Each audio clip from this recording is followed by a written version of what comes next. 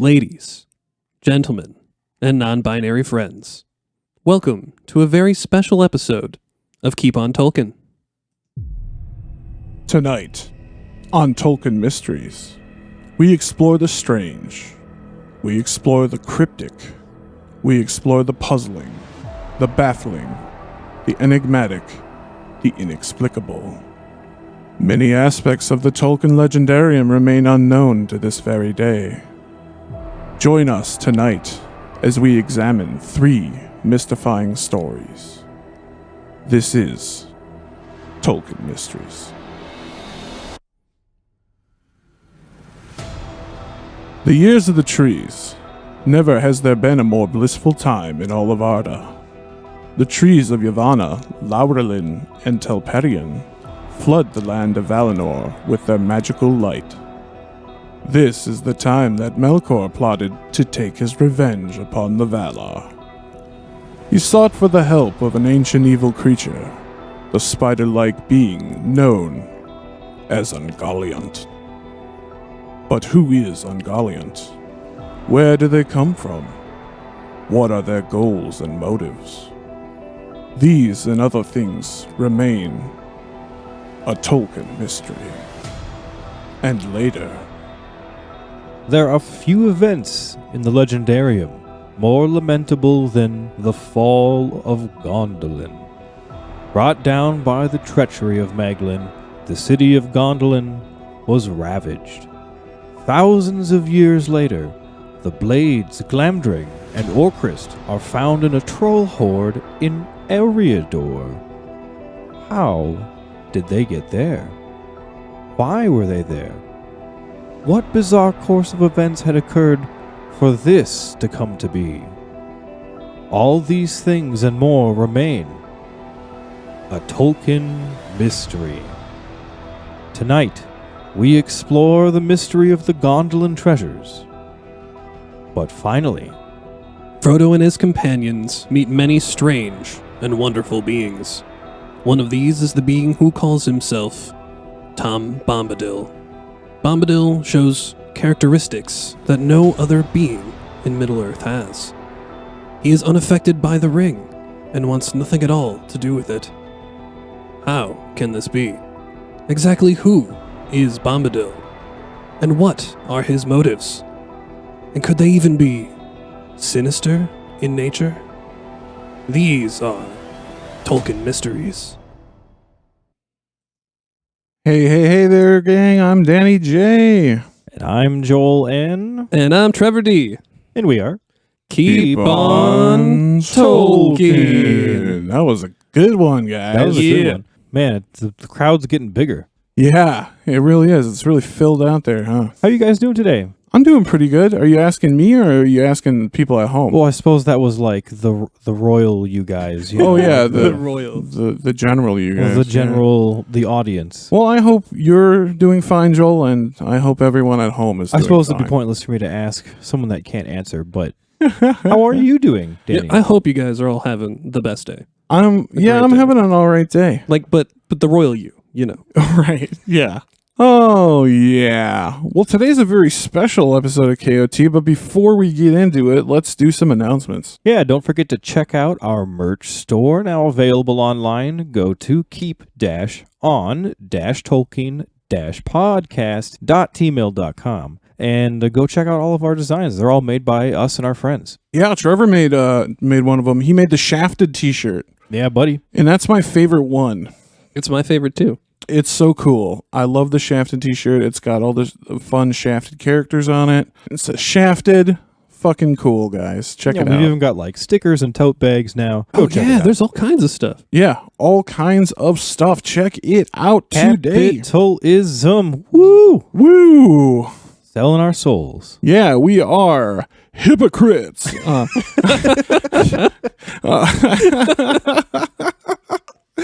It's Okay. not hard to be.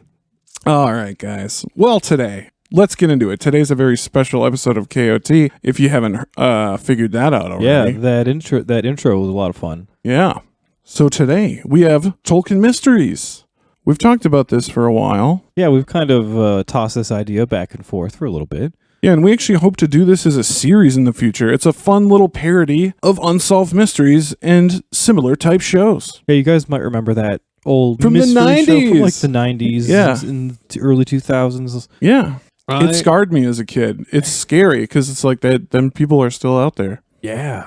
I feel like this was on the air the same time like X-Files was. Yeah. Right? Oh, yeah. Oh, totally. dude, right in that that- same era. Yeah, Yep, both same of, era. both of these were like, okay, Yep. I'm having nightmares tonight. I am pissing the bed tonight. Yeah, so today we are going to kind of take that format of unsolved mysteries, and we're going to cover 3 of the most prevalent Tolkien mysteries in his Legendarium. And there are very few things in Tolkien that remain unexplained. Yeah, I would say most everything is really, really fucking explained. But there are some things that are kind of open-ended. Yes. So today, in this episode, we will be having fun bits introducing the story, like you heard already, and then some info and excerpts like you used to, regular KOT. And then we're also going to have some fun theories of our own and from the internet too. Hell yeah, it's going to be a fun day. I'm pretty excited about this one. I'm real excited. Me too. If we do make more than one of these, I am all over it.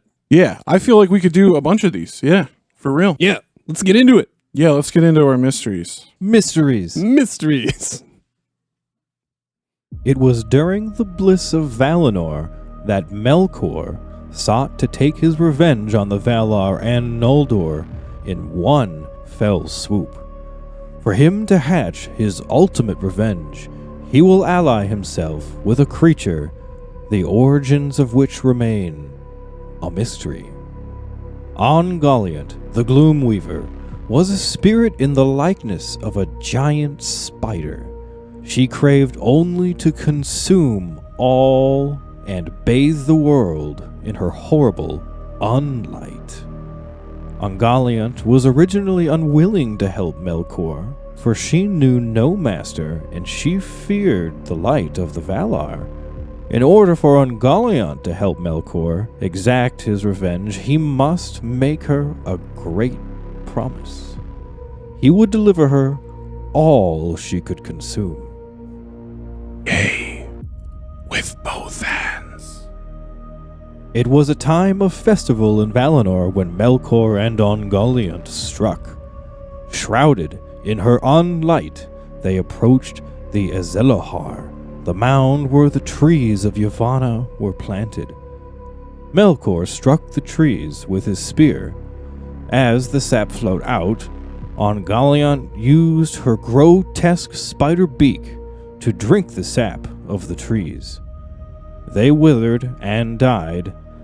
Unsated, Ungoliant drained dry the wells of Varda and became swollen to a humongous size. And Melkor was afraid. Swollen and routed, Ungoliant and Melkor went to plunder the treasure of Formenos. All but Finwë fled in terror, and Ungoliant shrouded the city in her horrible unlight. They slew Finwë and took the treasure of Formenos, including the precious Silmarils. Ungoliant proceeded then to eat all of the treasure, swelling to an even greater size. When Melkor withheld the Silmarils from her, she snapped. Her huge size was able to overcome even Melkor. He was so helpless in the webs of Ungoliant that he called for his Balrog cohorts from Angband. After the confrontation, Ungoliant settled for a while in Ered Gorgoroth, having many spawns. She later moved into the south, passing out of all knowledge. So goes the story of Ungoliant. Shrouded in mystery, we may never know the truth. Who or what was Ungoliant? Where did she come from? What were her motives? What was her mysterious unlight? And how did it work? We may never know. Ungoliant, the Gloomweaver, is now and may forever be a Tolkien mystery. Wow, that was really fun, guys. Super cool. Hopefully you're enjoying that. So if you haven't guessed, the next, the first in our list of mysteries tonight. Yes. Very, very popular mystery, right? I think. Yeah. Yeah. This is Ungoliant and the origins of which. Yeah, where does she come from? Yeah. So let's talk a little bit about Ungoliant first. Yeah. So she could be described as an evil spirit in the form of a giant spider, but it is stated that she is not counted among the Ainur, the spirit beings. Right, which means she's not Maiar or Valar. Right, which there are some interpretations where she and her spawns offsprings are, but Maiar. that's kind of not true. No, it's not. Now, it is also specified that their gender, Ungoliant's gender, is female, and her origins are ultimately unknown. Yeah, it's actually only really speculated on by the Eldar. We've got a quick excerpt here from The Darkening of Valinor in the Quenta Silmarillion.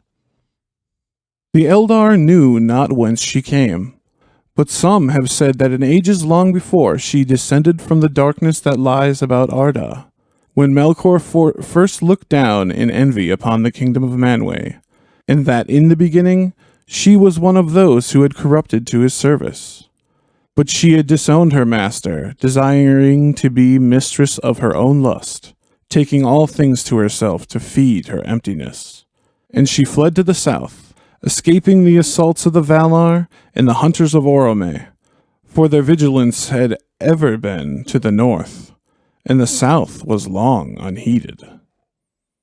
Yeah, what kind of creepy crawlies were, living down there? Yeah, I didn't realize it actually specifically says that she was allied with Melkor at one point prior to teaming up with him again. Yeah, I didn't realize that either. I didn't realize that either. So that's something new. So in the years of the trees, she lived in the south region of Avathar, and that was an area where the light of Valinor did not reach. Yep. In darkness. Seems to have the power to convert light to her own dark shroud called Unlight. Yeah. She seems to have that power. So it's kind of like she is absorbing light and making shadows. Essentially, yeah. We have a little excerpt here about what. All right, we got one coming up here about Unlight here in a second. But this one is about her abode in the mountains of Avathar. This is from the Quenta Silmarillion, The Darkening of Valinor. In a ravine she lived, and took shape as a spider of monstrous form, weaving her black webs in a cleft of the mountains. There she sucked up all light that she could find, and spun it forth again in dark nets of strangling gloom, until no light more could come to her abode, and she was famished. Yeah, so she can absorb light and spin it into her shitty webs.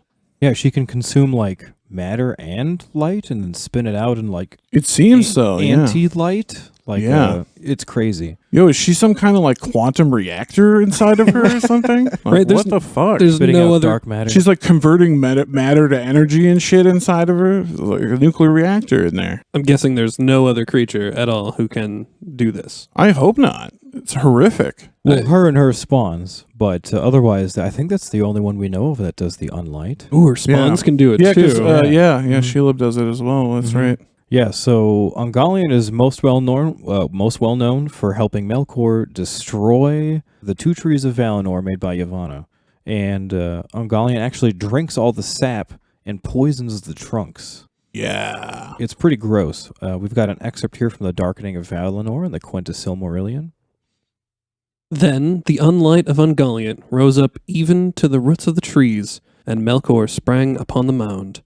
And with his black spear he smote each tree to its core, wounded them deep, and their sap poured forth as it were their blood, and spilled upon the ground.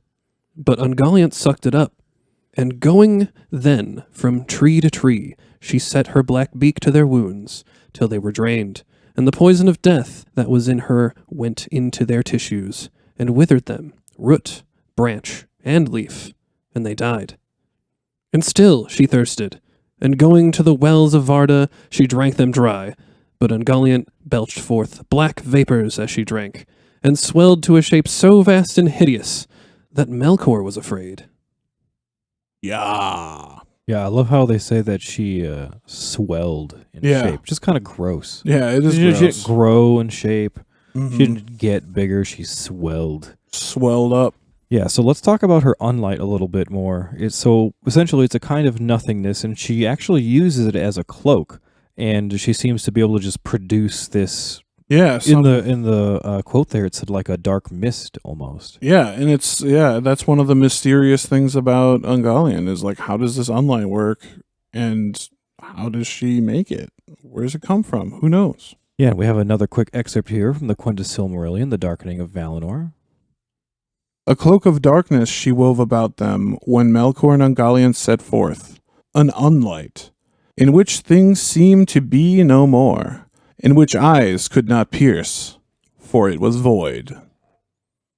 I always loved that concept. Yeah, the It unlight wasn't- concept is really cool. I've Yeah. always really liked. This is like antimatter or something. Yeah, it's you know? not just like a shadow, a lack of light. Like you can't pierce it. Yeah, It's as if there's something there. yeah. Even by magical means, you can't produce it, or you can't penetrate it. It's a really cool concept. I love it. Be as if you're just seeing a black nothing Yeah. right Yeah. in front of you. Yeah. like that Vanta black paint. Have you seen that? I was just right? gonna say that, Yeah. like that ultimate black. Yeah, I saw a YouTube video where a guy painted a whole room with it, Mm-hmm.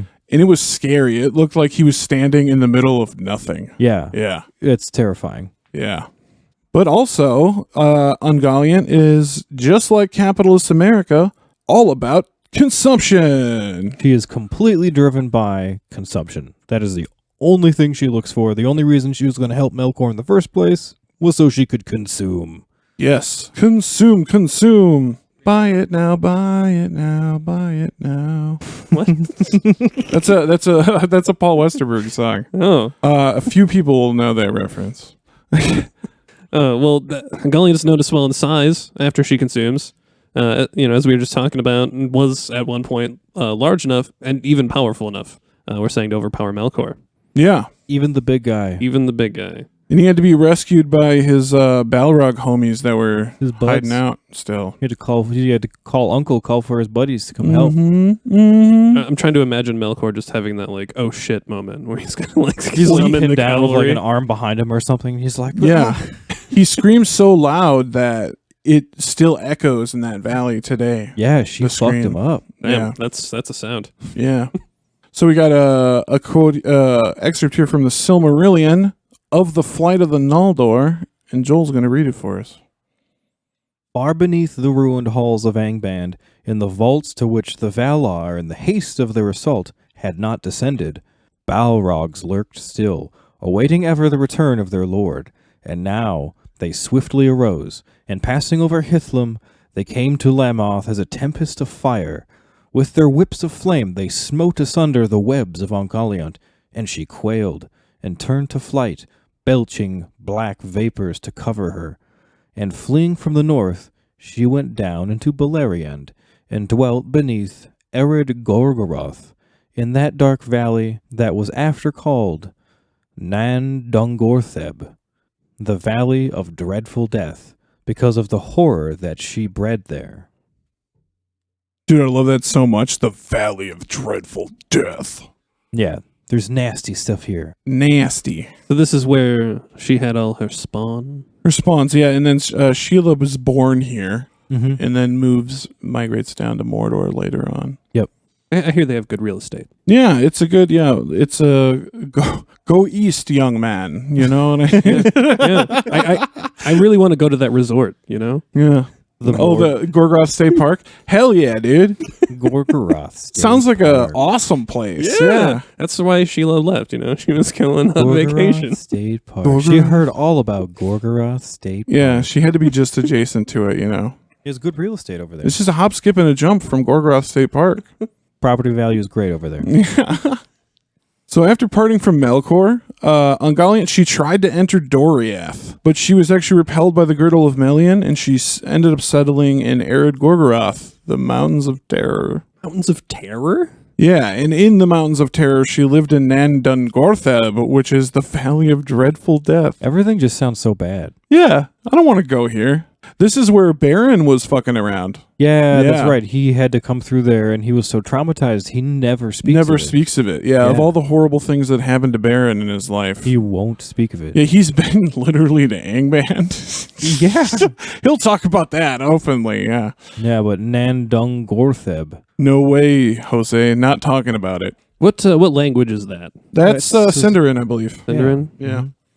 And there in the valley of Nandungortheb is where Ungoliant bred her spawns, including Shelob the spider. Yeah, apparently there were already evil spider-ish creatures there. And she like bred But with she them mated with them and then Ugh. devoured them. and then ate them. Ooh. Maybe that's her people, man. She just fit right in. Yeah. Perfect. Hey, what up, spider people? What up? So eventually Ungoliant went south from there before the rising of the sun. So she was no longer in Nandungortheb, but it was infested with what she had left behind. All Oh, these yeah. crazy, nasty spider demons. Mm-hmm. Yeah. Not cool. Not a cool place. And there is no canon on what happened to her after she left and went south. Which is, yeah, more mystery, right? More mystery. More mystery. But actually, in the Book of Lost Tales, Earendil actually slays her on one of his epic adventures. Yeah, that's one of the versions of the tale of Earendil. He goes around slaying monsters and Yeah, dude. doing shit. Earendil the Mariner, dog. And then, on the other hand, according to the book, The Fall of Gondolin, which just recently came out, she just eventually devoured herself in hunger, which I don't really know the physics of that, but that's what she did.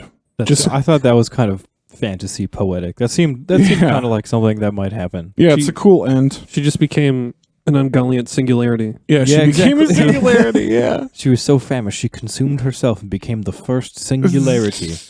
That'd be sick. See, and there inside Ungoliant, there was born a new universe. Yeah, that'd be sick, That's dude. where we live. I'm loving that idea, dude. So let's get into some theories. Trevor's theory: Ungoliant is a separate universe. Yeah, there we go. The singularity. The singularity. Well, she would become a separate universe. Mm-hmm. I honestly, though, if I want to give a theory, why not have her be devoured by her kin? that'd be fun. That'd be cool. Little tiny spiders just. Mhm. Yeah, like she could not be sated and pass that along to her spawn, and then they ate her. Yeah, Mm. those who live by the sword, kind of thing. Yeah. I dig it. that. I dig it. Yeah, Poetic justice. yeah. So Ungoliant is actually said to be a quote evil spirit in the forms of a spider. So there's some theories that there may be not only the Ainur, but some sort of lesser spirit that were created by Iluvatar in the beginning Okay. that aren't either Valar or Maiar, but are still immortal. Yeah, still some type of spirit being. Correct. So possible examples going with this theory, possible examples of these lesser spirits would be like Ents, Mm-hmm. Speaking trees. eagles. Yep. Possibly Goldberry and Tom Bombadil. Right. Which we'll get more into those. Yeah, they're freaks later. anomalies. Yeah.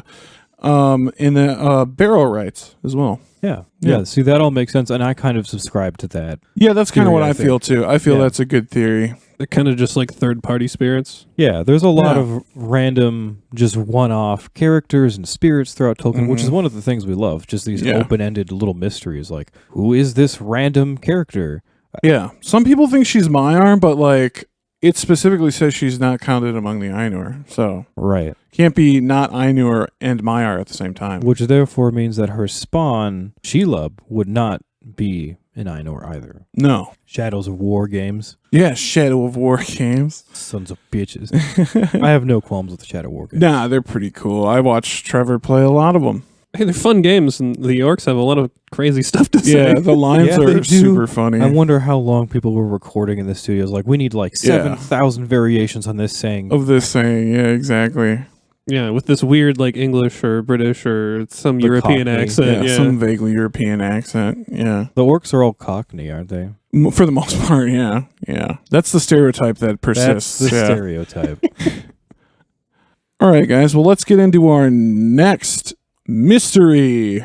Let's roll it. Gondolin, city of 7 names. It was the greatest city of the Noldor outside of the Blessed Realm. The works of the Gondolindrum were unrivaled, but they were known most for one thing: their blades. The blades of the Noldor were exquisite, unimaginably sharp and durable. They struck fear in the hearts of their enemies. The most unique property of the Gondolin blades was that they would glow where orcs were at hand. The story of the fall of Gondolin starts with Maeglin. Nephew of King Turgon, he was influential in the city. He became a renowned smith and was responsible for many great works. Maeglin was captured by Morgoth and brought before him. Morgoth promised him lordship of the city and the hand of his cousin in exchange for his betrayal. Maeglin accepts. In 510 of the First Age, Gondolin fell. The onslaught of Morgoth was too much to withstand. The tower fell upon King Turgon, and the city was razed. Turgon defended his city with his trusted blade Glamdring, and Ecthelion, Lord of the Fountain, fell wielding his blade Orcrist. The spoils of Gondolin would become the subject of one of the greatest mysteries in the Tolkien Legendarium. 2941 of the Third Age. The Troll Shaw's Eriador. Nearly 6.5 millennia after the fall of Gondolin. Thorin and company stumbled upon a troll hoard. The hoard held many treasures, but chief among them was the 3 swords chosen by Gandalf, Thorin, and Bilbo. The blades were later revealed to be from the plunder of Gondolin. The 3 swords had somehow survived and made it all the way to Eriador. These blades would go on to have more adventures in the Third Age, but the mystery of the Gondolin blades persists to this day. Who took them? How did they survive the destruction of Beleriand? How did they come to Eriador? Perhaps one day we will know. But for now it will remain a Tolkien mystery. Yeah, guys. A mystery. Mysterious. That's right. We're talking this time about the Gondolindrum blades. Yeah. And we've talked about them before. Yeah, on we've this mentioned these podcast. blades before. We mentioned them during the Artifacts Swords episode. Yes, which is episode 46. So if you want to know more about these blades in depth and some of the cool shit that they do, check out episode 46, Artifact Swords. One of my favorite episodes from that era of KOT. Fantastic work. But in general, these blades, they were discovered by Thorin and company in the Third Age 2941 during the quest for Erebor, and they were in the hoard of the troll shards that Gandalf had just dealt with. He just kind of saves the fucking day with with the trolls. Tricks them into staying out past their bedtime and they die. Rude. Yeah. You guys want to get stoned? Yeah, exactly. It's a whole different meaning to get Yeah, stoned, right? I get stoned in the morning. Yeah, that's a troll song. yeah. So chief among the treasure were the 3 swords that had been made in Gondolin: Glamdring, Orcrist, and Sting. And again, for more on those blades, go back to episode 46 where we talk about swords. Mm-hmm. But Elrond is eventually the one who recognizes the blades and tells the company where they're from. This is also one of the things that confuses me about The Hobbit. And I think it's obviously just because it's not retconned properly. But why didn't Gandalf recognize the blades? And also, why couldn't he read the runes on them? You'd think. The runes. Sorry, not ruins. The runes. The runes. Yeah, why couldn't he read the runes? Elrond is, much younger and, I don't know if he's wiser than Gandalf, but you know what I mean? Gandalf should read Quenya. I suppose. Yeah. You'd think. It's a little weird. But anyway, Elrond is the one that recognizes him. And we have a little excerpt from The Hobbit about that. Elrond knew all about runes of every kind. That day he looked at the swords they had brought from the troll's lair, and he said, "These are not troll make. They are old swords, very old swords of the high elves of the west, my kin. They were made in Gondolin for the Goblin Wars. They must have come from a dragon's hoard or goblin plunder, for dragons and goblins destroyed that city many ages ago. This, Thorin, the rune's name Orcrist, the goblin cleaver in the ancient tongue of Gondolin. It was a famous blade. This, Gandalf, was Glamdring, faux hammer that the king of Gondolin once wore. Keep them well." Yeah. So let's get into some theories of how did this treasure get from the fall of Gondolin 6.5 millennia later in Eriador. Yeah, well, Elrond speculates that the treasure was plundered multiple times. Yeah, thieves stealing from thieves. Right. I think it's kind of rare to have like all that stuff stay together after that much. You'd think like a set of 3 blades stolen together 3 times. You might even say it was their doom. Their doom. Go to see the Doom trilogy. The Doom trilogy. The Doom trilogy. But yeah, I mean, there are 3 important blades. I mean, you got the Sword of Turgon, the Sword of Icthalion probably, and Eärendil's sword. Clearly. Which you'll remember is... Eärendil's child blade. Yeah, that's a KOT house theory. You know, that Sting was the small child sword of a young Eärendil. Yep. Yep. Oh, that's fucking funny. Well, for a little more about this, there is an excerpt from The Hobbit, A Short Rest. I could not say, said Elrond, but one may guess that your trolls had plundered other plunderers, or come upon the remnants of old robberies in some hold in the mountains.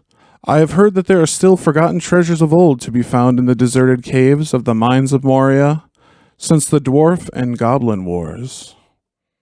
Yeah. Hell yeah! A reference to the war of the dwarves and orcs. Yes. All the way back in The Hobbit. That's kind of cool. Yeah. So we also have. This is a theory of mine. It's a little bit fan fiction-y. A Danny J original fan fiction. This is a Danny J original fan fiction. So this is my theory of what happened. Okay, I'm listening. So let's hear it. Blades are plundered in the fall of Gondolin, right? Yeah. The treasure is taken to Angband, right? Okay. So Valar overthrow Angband. But before they do, the treasure's brought out and snuck down across Beleriand and into Middle-earth, into Eriador, right? By like orcs and stuff? By orcs and shit. Yeah. People fleeing the war that they're losers, right? Sure, okay. The losers. Yeah, they're losers. And then so they bring it down into Eriador, right? Right. And then so they have a hold of it for centuries and centuries. It's a long time. Yeah. Well, millennia really. That's even longer. Holy shit. Yeah, until it's recovered, right? Okay. By Gil-galad in one of his many campaigns in the Misty Mountains. Gil-galad, the elf, you say? Yes. And Gil-galad actually gives these blades to his friends Elendil and Isildur. Why? Because they are actually descendants of King Turgon by many, many, many generations, right? It's true. That's right. It's true. So now, when the North Kingdom falls, right, after the fall of Fornost, they bring the blades to Carn Dûm. Okay. And then after the fall of Angmar, after the Battle of Fornost, Carn Dûm is deserted. So the treasure is then brought down into the Misty Mountains, right? Okay. And I say on its way through the Misty Mountains, accosted by trolls. Okay. You know? Because that's where the trolls would have come from. That's where the trolls in the Entenmoors area, right? Yeah. So the trolls then acquire the treasure. Bada bing, they put it in the Troll Hoard. God knows how long it's in there. Gandalf comes, kills the trolls. Boom, it's their treasure. Your uncle. Bob's your uncle. That's how the swords got there. What do you think of that? I think it was Bert, the 3 trolls. Yeah, I can't remember their names. One of them was Bert. I remember that. Can I throw in a quick fun theory that I had thought of? What's your theory, friend? So I obviously cannot go as in depth as you, but I do know that certain weapons in Tolkien have some level of sentience, if you will. So what if it was the like I said, like Doom earlier, the Destiny, or these weapons are somehow a collective consciousness to stay together because they need to. Well, I'm going to tell you that's a weird theory because there's actually shit to back your theory up. Because the sword that we know to be sentient, Anglakel, was made by Eol, who's the father of Maeglin, and we know that Maeglin was the chief smith in the city of Gondolin, where the fucking swords were made. So maybe he had the ability to install sentience in swords because his father did. Yeah. There you go, Trevor. Yeah. So they were bonded together by their forging. Yeah. This is just all Tolkieneering here, guys. This is all based. Tolkieneering. This is based as fuck. Yeah, this is based, dude.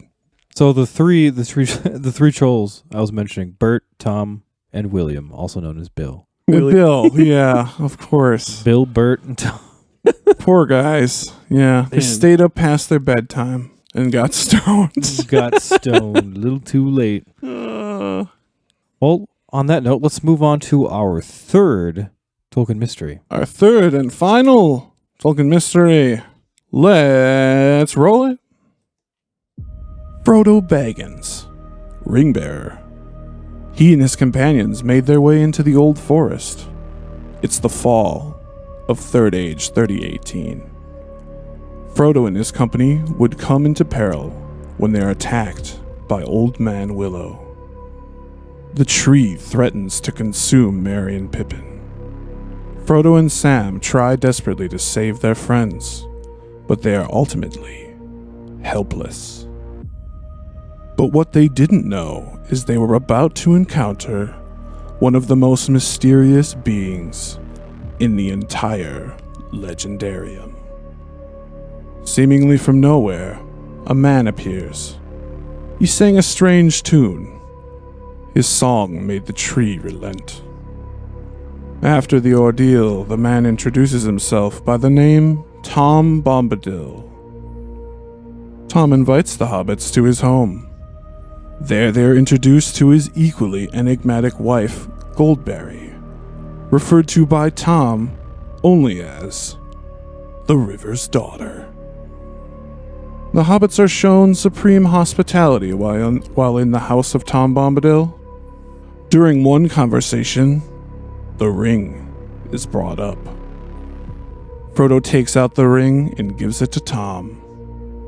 Tom puts the ring on his finger, and there is no effect. This small instance is one of the most inexplicable events in the entire Legendarium. How could this be? How could the ring have no power over him whatsoever? What amazing and strange powers does Tom possess? And having such abilities, whose side is he on? Tom later saves the hobbits yet again when he banishes the evil Barrow-rites. He arms the hobbits with the Blades of Westerness, which later reveals to be a stroke of fate. Tom then departs from the hobbits and passes back into legend. The story of Tom Bombadil in The Lord of the Rings is as brief as it is baffling. Who is Tom Bombadil? Where did he come from? What strange and terrible powers does he possess? What are his goals and motives? Does he have any? If so, are they sinister in nature? And furthermore, who is his mysterious partner, Goldberry? What are her origins? We may never know. The story of Tom Bombadil raises more questions than almost any other story in the Legendarium. Tom Bombadil will now and forever remain a Tolkien mystery. Hell yeah. That's right, everybody. Tom Bombadillo. Tom Befriggin Bombadil. Possibly the nefarious? Possibly? I don't know. We'll get into it. So I think this is probably most people's favorite Tolkien mystery. Oh, for sure. Above and beyond. Everyone loves Tom Bombadil just because he's such an odd character. His odd. whole I don't want to use the word vibe. His But shtick. his whole it's very different than Yeah. the rest of the tale. It's just very Seemingly does not fit doesn't fit very at well. all. Yeah. No. And yet it kind of does. Well, yeah, because we're used to it by now. So it's, we love it. So Tom Bombadil appears briefly in the Fellowship of the Ring when Frodo and company are rescued by him after they're attacked by Old Man Willow in the Old Forest. And this is when Tom invites them back to his lovely home. And who do they meet there, Trevor? His equally mysterious wife, Goldberry. Yeah, and who the fuck is Goldberry? Right. Man, I don't know. But like Tom, she's always singing. Always. She's also unbelievably beautiful. Of course. She beguiles the hobbits. Of course. And she introduces herself as the River's Daughter. Yeah, River's daughter. Okay, What cool. is River's daughter? Yeah, what does that even mean? Who What does knows? that even mean? Like, How can you be the daughter of a body of water? Yeah. Is it a self-proclamation or? Is it a sentient body of water? Is she Back in the Ulmo's day, daughter? I used to think she was Ulmo's daughter, but then I realized Ulmo's the only male Valar that's not married. Maybe he's just going around having kids Maybe like he's Zeus. Yeah, he's philandering. Maybe he's like the Zeus. He's Yeah. just going, I mean, I know he always loved the children of Iluvatar, but I didn't know he loved them Yeah, like that much. like that. He really loves Really the children of Iluvatar. loves them. Yeah, but how are these two like the only two of their like species to exist? Right. Well, we don't even know what they could be entirely different species. Yeah, We don't who- even know who or what they are. Right. Yeah. Like to say like where did they come from? It's like there's like no other people like them. Yeah, He's also such an odd size. Like he's like he's somewhere slightly- in between a hobbit and a man. yeah, he's taller than the hobbits, and I think he's slightly taller than a dwarf. And they said he has like dark brownish skin too, as Yeah. well. So he's Yeah. got like a brownish face, they say, yeah, and his hands are also darkish colored yeah. brown. But he's significantly shorter than a regular person. Mhm. He's weird. Yeah. He's weird. So we got a little excerpt about Goldberry here. This is from the Fellowship of the Ring. The chapter is In the House of Tom Bombadil. In a chair at the far side of the room, facing the outer door, sat a woman. Her long yellow hair rippled down her shoulders. Her gown was green as young reeds, shot with silver like beads of dew, and her belt was gold, shaped like a chain of flag lilies, set with the pale blue eyes of forget-me-nots. Yeah, sounds beautiful. Yeah, so she's clothed in nature. Yeah, Gold nature. Gold nature, like Goldberry. Goldberry. They're fitting. Goldberry. So, while in the House of Tom Bombadil, the hobbits have a good meal and a sleep. And then they shortly set out after that. And Tom actually teaches them a song that will summon him if they run into peril while in, quote, Tom's country. Interesting. I love that he has a summon song. Yeah. Just Straight like for anything. Does it have to be for peril though? Like what if they just want to like meet up for lunch? I think he kind of implies that they shouldn't abuse it. Like, it's like the 911 emergency. It's the oh shit button. You have officially abused the Tom Bombadil summoning program. I wonder what would happen. Like would he get mad? What would mad Tom Bombadil be like? Yeah. Terrifying. Absolutely horrifying. Yeah, he just shows up in his boxers like he was sleeping. What the fuck is going on? Not nice anymore. Yeah. I wonder if he knows like evil songs, right? He just like smoking fills a you with cigarette. dread for being an asshole and Yeah. summoning him in the middle of the night. I'd get revenge on that shit. Well, Frodo uses the summoning song when the hobbits are basically trapped by the Barrow-wights Yeah. in the Barrow Downs, Mm-hmm. not too far from the Old Forest. Yeah, just outside the Old Forest. Still seemingly part of Tom's country. Yeah, Tom goes right on into the tombs and brings out the blades of Westerness for the hobbits and dishes them out to them and has no problem dealing with the whites. Which, yeah, just banishes those things, no problem. With a song, no less. Yeah, and this whole thing with the blades, too, this turns out to be pivotal, obviously. Yeah, the blades of Westerness are huge, especially with Mary's blade. Yeah. I don't know why this hadn't occurred to me before, but Tom Bombadil is like the bard. He's a bard. Yeah. Yeah, if he were a D&D character, he would be a level 40 fucking bard. Right, with like max charisma. Yeah, Yeah. with max charisma. Max. And And high constitution, which apparently, we yeah. talk about in a second here. Yeah. Yep.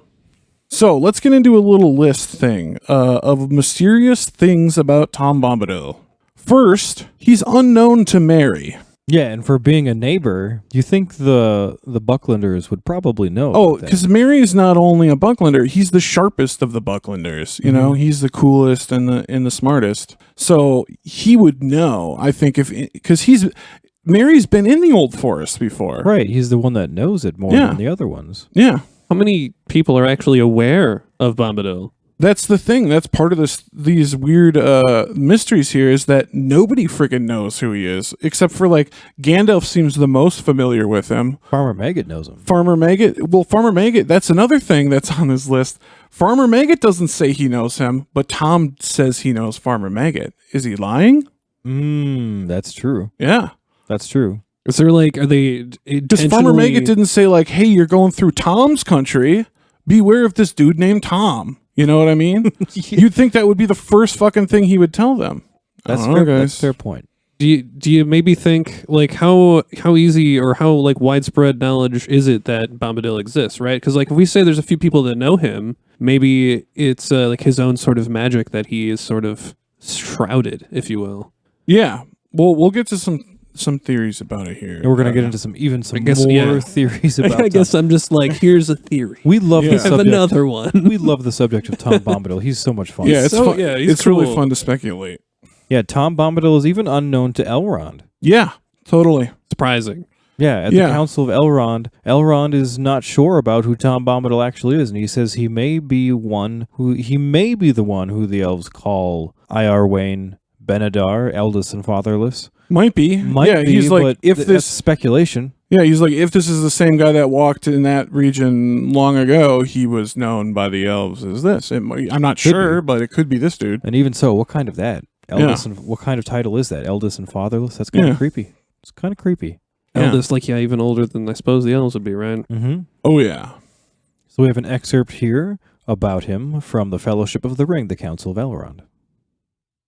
But I had forgotten Bombadil, if indeed this is still the same that walked the woods and hills long ago, and even then was older than the old. That was not then his name. Earwain Benadar, we called him, oldest and fatherless. But many another name he has since been given by other folk, forn by the dwarves, orald by northern men, and other names beside. He is a strange creature, but maybe I should have summoned him to our council. He would not have come, said Gandalf. It's Yeah, true. just straight up, he can't be bothered with this Can't shit. be bothered. He's too weird and independent. He just Yep. doesn't fucking care about anything else. Carefree. Carefree highway. He's always worried about his wife Goldberry. Yeah, which is she's on the list here. Like, so mysterious thing one, like number one, his wife Goldberry. Who the fuck's she? Yeah, her origins are just as unknown as Tom's. Yeah, referred only to as the river's daughter. What does that mean? Yeah, and she never leaves, quote, his country. Yeah, it seems almost as if they're confined to this area, maybe? Yeah, Tom seems to have almost absolute power over his realm. And perhaps only his realm? Maybe. Maybe. Who knows? That's another mystery. He also has some strange-ass magic. Yeah, his babbling, bibbling, bobbling song. Yeah, and magic. it all seems to be linked to these nonsensical songs that he sings constantly. What's another thing, Trevor? His relationship to the ring is kind of weird. Very weird. Very he has weird. of all the characters in the Tolkien Legendarium, has the strangest interaction with the ring. Mhm. Yeah, and in addition, he also seems to know all about Frodo and his quest. Mm-hmm. He says he heard it from either Gildor. This is another thing that's kind of weird. He heard it from either Gildor or Farmer Maggot, right? Mm-hmm. But neither Gildor or Farmer Maggot said, again, look out for Tom. He knows you're coming. That's true. That's weird. Really weird. That's weird. Nobody seems to know we're talking about Tom, and yet Tom's He seems to in know the a lot about everyone else. Yeah. He's got eyes and ears everywhere, apparently. Yep. Yeah. Yes. Well, he's there, he even tells Frodo to give him the ring. Yeah, straight up. He's just like, they're in the middle of a story, and he's like, pull it out. Let me see it. Let me see the ring. And yeah, he then goes to, Frodo does this willingly, which is strange. Which also catches Frodo by surprise. Yeah, it literally surprises Frodo that he is giving him the ring, like, straight up. It's, like, what kind of power does he have over Frodo? Does he have a power over Frodo? It almost seems as though. It almost seems, because, yeah, Frodo's surprised, like, he's surprised by his own actions here. Well, I wonder if it could be the ring itself, too, though, right? Because if Maybe. well, if the ring... But the ring itself would tell him to keep it and not give it to that dude. What if it was interested in him because it didn't know about him? Like if it And was. the ring goes to Bombadil and, like, deems him not worthy, and so no effect takes place. I don't know. Maybe. Perhaps. I mean, but I think it's, considering Bombadil's the weird thing here, it's probably surely him, right? Yeah. Right. But yeah, probably the strangest thing of all is when he puts the ring on his finger and nothing happens. Nothing. Yeah, that's probably the strangest of all. So we've got to read you the excerpt from this part in the story. Yeah. So here is an excerpt from In the House of Tom Bombadil in the Fellowship of the Ring. Show me the precious ring, he said suddenly in the midst of the story. and Frodo, to his own astonishment, drew out the chain from his pocket, and unfastening the ring, handed it to Tom at once. It seemed to grow larger as it lay for a moment on his big brown-skinned hand. Then suddenly he put it to his eye and laughed. For a second, the hobbits had a vision, both comical and alarming, of his bright blue eye gleaming through a circle of gold. Then Tom put the ring around the end of his little finger and held it up to the candlelight. For a moment the hobbits noticed nothing strange about this. Then they gasped. There was no sign of Tom disappearing. Tom laughed again, and then he spun the ring in the air and it vanished with a flash. Frodo gave a cry, and Tom leaned forward and handed it back to him with a smile. Terrifying. Terrifying. How Pure does it not terror. do anything to him? The first time I read that in the book, when I, way back when I read the book for the first time, it was terrifying. Yeah. Like you felt something very bad was about to happen because like, who the fuck is this guy? Exactly. It's very ominous. So hold on though. It says specifically that the ring grew in his hand, right? Yep, the ring is known to grow in size to fit the hand of whomever it's holding. They always say in Tolkien. They always say whenever they say it seemed to do this, it literally does that. Right. Like when Gandalf seems to grow in size, he's literally using his Maiar power to grow in size. Yeah. Yeah. Yeah. So couldn't the would that be is that just what the ring is doing if it's sentient, or is Tom influencing the ring, like making it do that? I don't know. Make it resize? No, it does that to everybody. Like when you pick it up, it sizes to your hand. Yes. Oh, okay. So that's just an automatic thing. It's not like choosing to do that per se. Yeah. Because it can choose to leave a finger in Isildur's case, right? Exactly. That's what it betrayed Isildur to his death. Right. To his death. Yeah. Another weird thing, really, really friggin' weird, because when Frodo gets the ring back, he wants to make sure it's his ring. Mm-hmm. So he immediately pops that shit on. And then guess what? Poof. Tom goes, "Hey, buddy, come back over here.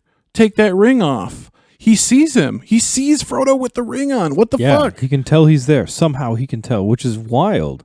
Yeah, like what the shit? And ultimately, Tom doesn't seem to really give a shit about the threat that the ring poses or anything about the ring. No, he can't be bothered with it. At the Council of Elrond, it's actually suggested for this reason that he be given the ring to be entrusted to him. Yeah, and it's deemed a bad idea because Tom doesn't really give a shit about anything, especially stuff like this. And it would probably just end up lost somewhere, which is not good. Not good. That's what we're trying to avoid here. So we have a excerpt from the Fellowship of the Ring here from the greatest chapter ever, the Council of Elrond, and our boy Joel is going to read it. "No, I should not put it so," said Gandalf. "Say rather that the ring has no power over him. He is his own master, but he cannot alter the ring itself, nor break its power over others. And now he is withdrawn into a little land. None can see them, waiting perhaps for a chance of day, and he will not step beyond them. But within those bounds nothing seems to dismay him," said Aristor. "Would he not take the ring and keep it there forever harmless?" "No," said Gandalf, "not willingly. He might do so if all the free folk of the world begged him, but he would not understand the need, and if he were given the ring, he would soon forget it or most likely throw it away. Such things have no hold on his mind. He would be a most unsafe guardian, and that alone is answer enough." Yeah, straight up. Like, he is not a good guy to look after it because it has no power over him, but also He doesn't care about it. he doesn't give a shit about it. Like, he doesn't give a single flying fuck about it. Mm-mm. No sweat off his brow. No, even understanding of it. Like, really, he wouldn't understand the need. Like, Yeah, Just- he'd be like, "What are you guys all up in an uproar about? This fucking evil ring? Oh my god, get over Also it!" kind of Right? terrifying. Like- Also kind of terrifying that you have such a powerful being who doesn't understand or empathize Yeah. with such a a need. That's like- kind of terrifying. It's Yeah. sociopathic, Which, right? which leads to the kind of what is starting to unfold here, a horrific story of Tom Bombadil. Yeah, so let's get into it, guys. Let's jump into our theory section. Theories about Tom Bombadil. So let's get into the Danny J theory, my personal theory here. And I just have one single quote here in the outline. For he so loved his children that he gave them the most annoying continuity error of all time. And because if you know anything about the background of Tom Bombadil, he was basically a childhood, he made this character up for his children, and he had like Tom Bombadil stories, and he decided, I think, to show his children like a little Easter egg for them. He was like, all right, I'm going to integrate this goofy character, Tom Bombadil, into my big, epic, high fantasy bullshit that I'm working on, right? It's almost like an Easter egg. Yeah, it's a little Easter egg for his kids, you know? It's like when Carol Burnett on the Carol Burnett show used to tug on her ear. It was her saying hello to her children at home. Yeah, little sweet thing like that, right? But yeah, because Tolkien is obsessed about not having continuity errors, right? Right. The fact that he has one and it's glaring as It's this just massive. is a gift to his children. Yeah, just something to play with. Well, no, because it's like, this is how much I love you that I'm willing to fuck up my continuity for you. You know what I mean? That's what I'm thinking. I just love giving us this open-ended mystery just to play with and theorize about. And that's one of the, I think I've mentioned it before. It's one of the things I love about the whole Legendarium is just these random characters and things like this that are just kind of one-offs. And you're like, how did this come to be? But you can't really question it because Middle-earth is magical. And, you know, there's things older than, you know, the living children of Iluvatar. And there's things older than the sun and moon. sun and the moon. And just weird-ass shit. There's things that gnaw under the ground that just live down in the depths and shit. It's just... There's giant sentient whales that Ulmo commands. There are. In the oceans. There are. I love that it's so mysteriously magical that you don't really ever know the extent the magic could go. Right. Or like be or do. Yeah. So like you can't really write off any of the sort of continuity errors because like it could be anything. Yeah. So that's the Danny J theory is that it's a Easter egg for his children. He fucked up his own Legendarium out of love for his children. That's what I think. So, and now we got a Trevor theory. Yeah, this is I just kind of thought about this. So we're talking about Ungoliant and how Ungoliant can do the unlight. Which is, you know, it kind of sounds like it could be like an aura or an area around her. It's an area effect. Sort of like a realm, if you will, where she can, you know, absorb light and do fabrication and whatever.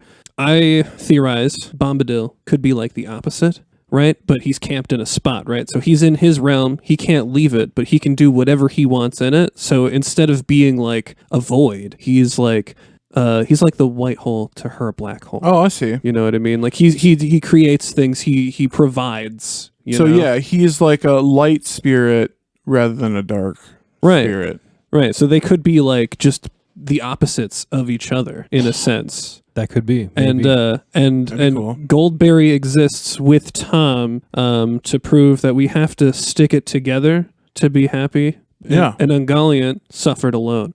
It's true. She's alone and evil. Yeah. But together we are stronger. Yeah. Which is a recurring theme throughout Tolkien Legendarium, yeah. She emits unlight in a haze, and Tom Bombadil basically dispels all evil and spells just from his presence and babbling around. Yeah. Right, like what if Ungoliant and Bombadil came together? The unstoppable force, the unmovable wall, or whatever it is. Yeah, exactly. Right? Would it clash? Could they affect each other, or would it be like opposite magnetism? Right? They couldn't. That would be a good episode of Tolkien Brawl. Ungoliant versus Bombadil. Yeah, dude. They would create the first singularity, and it would break the time-space continuum, and the whole timeline of Middle Earth would change, and everything would cease to be. That's what would happen. Sick, dude. We must keep them apart. We must keep them apart at all costs. And Tom Bombadil knows it. That's why he hides. That's why he's confined. Yeah. So let's get into some fun theories from the internet. The cesspool of information. I love this shit. The internet. There's some crazy, really fun theories out there about Tom Bombadil. So this one persists. I've read this in multiple, blog posts and things of this nature. Tom Bombadil is a retired, if you will, Iluvatar.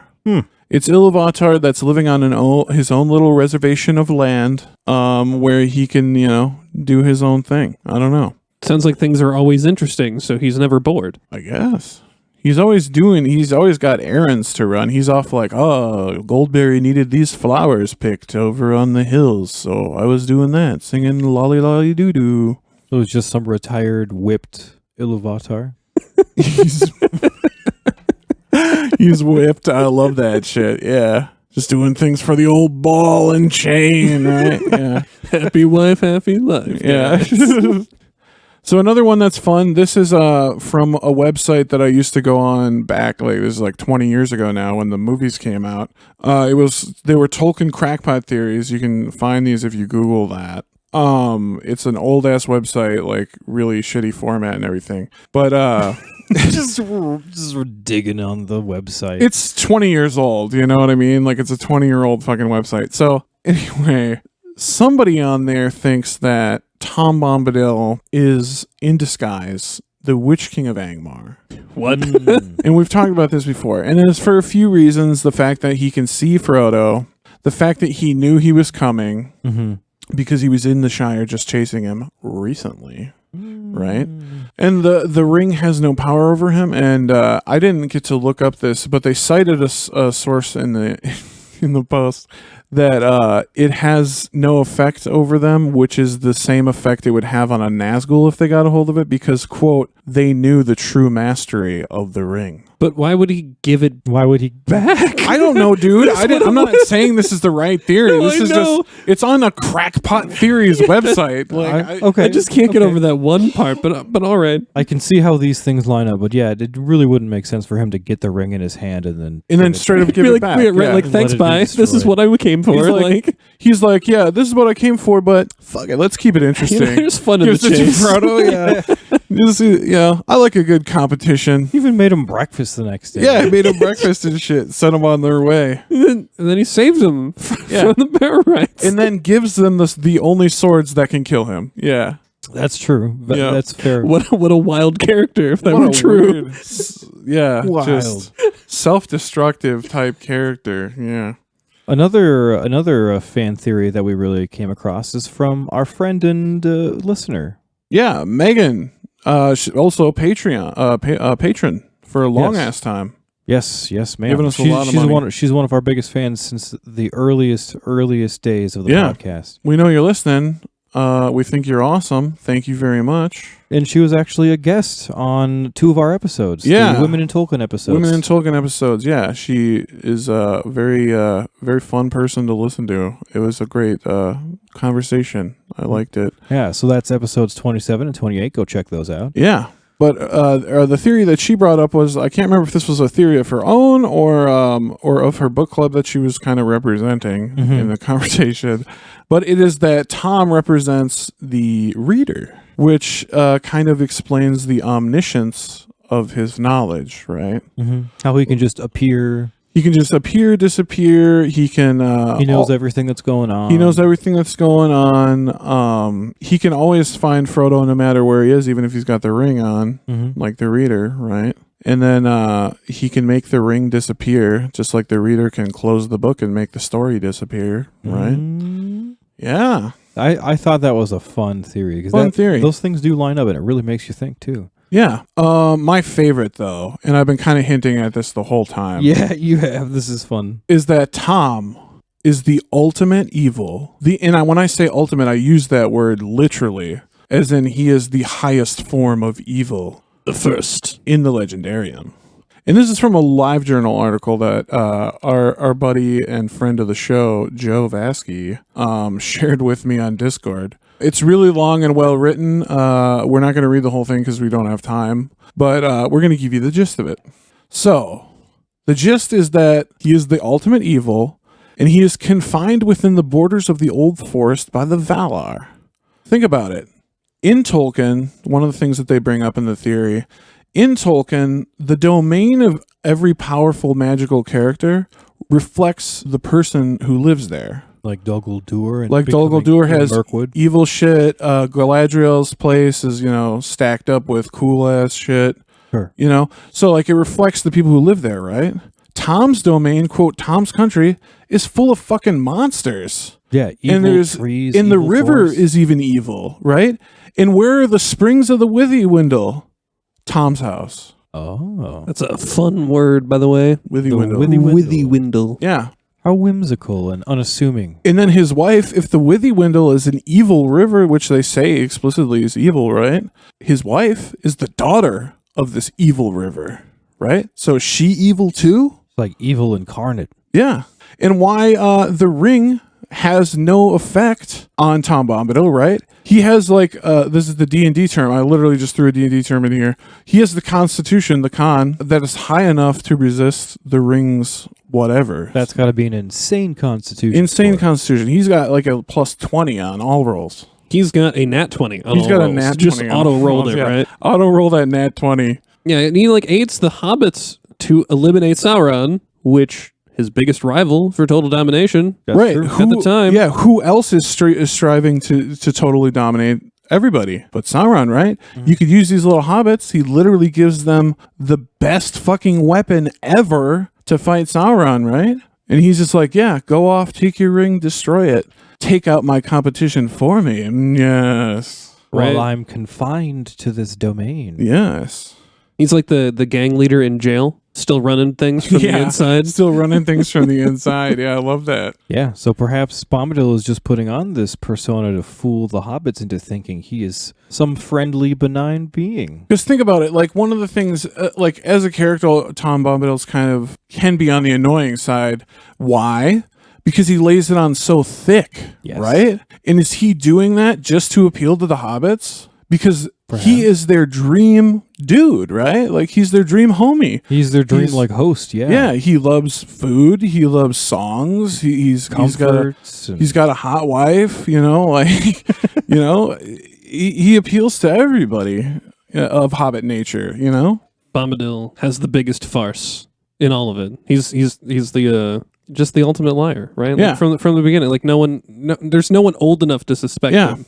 And this person also states that he's lying about knowing Farmer Maggot. He's lying about how he knows Frodo's coming. Oh, because they don't ever say anything about Tom. Right, because nobody ever mentions. They Right. know full well that the hobbits are going through the territory, and two people, Gildor and Farmer Maggot, none of them say anything about Tom. Weird, right? Interesting.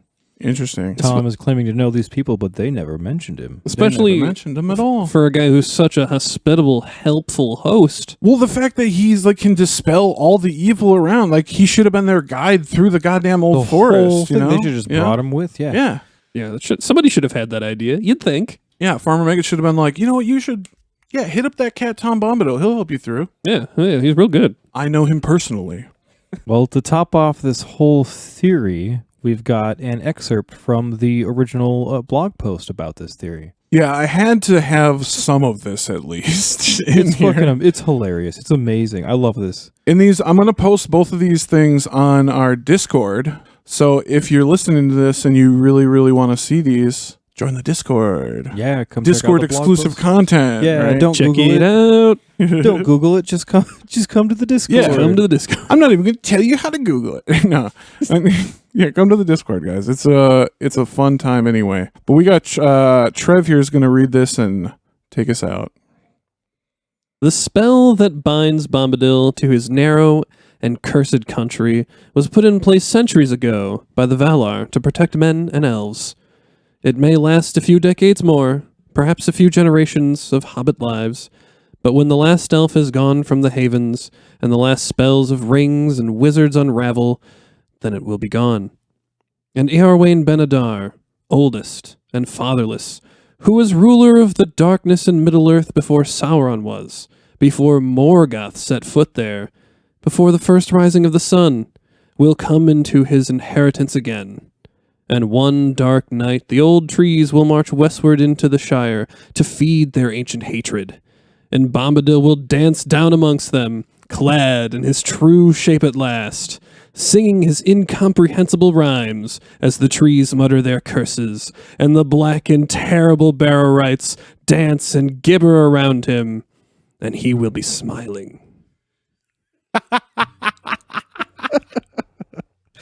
Oh my god, that is too fucking funny. That's how the thing ends. That's the last paragraph of the post. That's so good. Yeah. I love that Bombadil will be down dancing among Yeah. As they dance and gibber around him, yeah. and he will be smiling. Yeah, I It just love sounds so creepy. So Yeah. terrifying. Yeah, so it's my personal theory. I'm subscribing to this theory. That, he's, Of all the theories about if anyone was ever going to try to, I think Tolkien purposely makes it so you can't really pinpoint what Tom Bombadil's about or Yeah. where he's from. But if we were ever going to try to do that, I would go with this because this is fun as fuck. this kind of reminds me of that for a similar Legendarium in Star Wars. The theory that Jar Jar Binks was a Sith Lord. Oh yeah. I've seen that, yeah. Similar kind of theory. I yeah. can see that. Yep. I would love Dark Lord Bombadil. Oh yeah, that would be so cool. What if like twist ending of Lord of the Rings, Bombadil busts out of the old forest, just fucking With an assault yeah. on the whole world. Yeah, dude. And he just takes over everything, and then it's just him like sitting on the throne. Boom, the story's over. What if Bombadil is Iluvatar's opposite? And if he is the true Dark Lord, he just starts to Satan. unmake Yeah. Middle Earth, and then him and Iluvatar have a big Ragnarok final battle like do. After the Dagor Bragarok? Dagor Bragolak? I was close. There you go. You're very Or close. no, you're thinking of the Dagor Dagorath, the War of the Dagorath, Wars. yeah. Not Dagor Bragolak, that's Battle of Sudden Flame. Sorry, that's so hard to remember which. Yeah. A lot of Dagors. A lot of A lot of daggers. Dagors. You're getting your Dagors mixed up. Well, that's about all we've got. So to round things up, we hope you really enjoyed this very special episode of Keep on Tolkien. Yes, guys, thank you so much. This was sort of experimental, so hopefully it went well. Yeah, but we'd kind of like to start doing these Tolkien mysteries as a series. We think it'd be fun. Cause Yeah. Yeah, there are plenty. if you like it, swing by the Discord. Like, let us know. Yeah, hit us up. Let us know some of your favorite Tolkien mysteries, and maybe, just maybe, we'll cover them in one of these further Tolkien Mysteries episodes. But yeah, that's pretty much all we got for today. What do we got next week, Joel? So next week is going to be episode 78, and this is going to be the first episode of our trilogy Yes, for this run. And this trilogy is going to be titled Assholes Throughout the Ages. Yeah, I'm really excited for this This one's trilogy. good. Okay, so this is going to be fun. So next, yeah, the premise of this is that we picked, it's 3 character profiles, yes, one asshole from each age. one asshole from each age of Middle First, Earth. second, and third. Yes, and we're starting off with the ultimate cousin fucker, Meglin, that piece Meglin. of shit, Meglin. Asshole of the first age, Meglin. So tune in next week for that. Yeah. Thanks for listening to KOT Podcast, guys. Yeah, and a big thank you to our patrons as always. Go and subscribe on Patreon to help support us. You can also get some additional content while you're there. That'll be patreon.com/KOT podcast. Help us bring some content your way at the same level of quality that you've come to love. We also do private one-time donations if a subscription service is not your thing. So hit us up. We have PayPal and other payment services. We can make it happen. We just appreciate any way you're willing to support us. Yeah, it's super awesome when you guys do that. Thank you so much for the people that have done that in the past. Also subscribe to us on Spotify, SoundCloud, and or iTunes. Subscribe on all of them. Subscribe. And that would be www. So many W's. www.thatwebsite.com/keepontolkien. Yes, stay up to date with all of our new episodes. And rate and give us a nice review if you like us. If you don't, tell them what to do, Trevor. You can just move on your way. Yeah, dude. Move along. Move along. You don't need to worry about it. Move along. Move along. And don't forget social media. Follow us on Discord. Yeah, join the Discord. Link in description. Yeah, there's a link in the description of pretty much everything we produce now. So join up to that Discord. You can talk to us directly. There's fun things to do on there. Check it out. And don't forget to follow us on Twitter. That's at KOT Podcast. And also go ahead and check us out on Facebook as well. That's facebook.com/official Keep on Tolkien. Don't forget to join the KOT Talk group while you're there. Yeah, you can ask us questions and discuss things with other listeners. Also follow us on Instagram at Keep on Tolkien Podcast. And don't forget to check out our new merch store, featuring merch by the one and only Trevor here. Yeah, buddy. Yo! Go get your merch. Go represent. Yeah. Why don't you give them that URL, Trev? Oh man, I'm so excited you asked me to do this. Because it's a mouthful. It's fun, yeah, all right. So that is keep-on-tolkien-podcast.tmill.com. Woo! You got it. Swing on by there, get some t-shirts, other goodies. We'll be very thankful. Yeah, we would appreciate that so much. And you'll be the coolest. When we totally blow up, you'll be the coolest person on the block when right. you have the first You'll KOT. already have it up. One of the first generation shafted shirts. Yeah, for a vintage shafted. Yeah. Get it. Yeah. You know what's coming. Yeah. But I am and have been and will be Danny J. And I'm Joel N. And I'm Trevor D. And together, who are we? We are. If not, The only. keep on talking.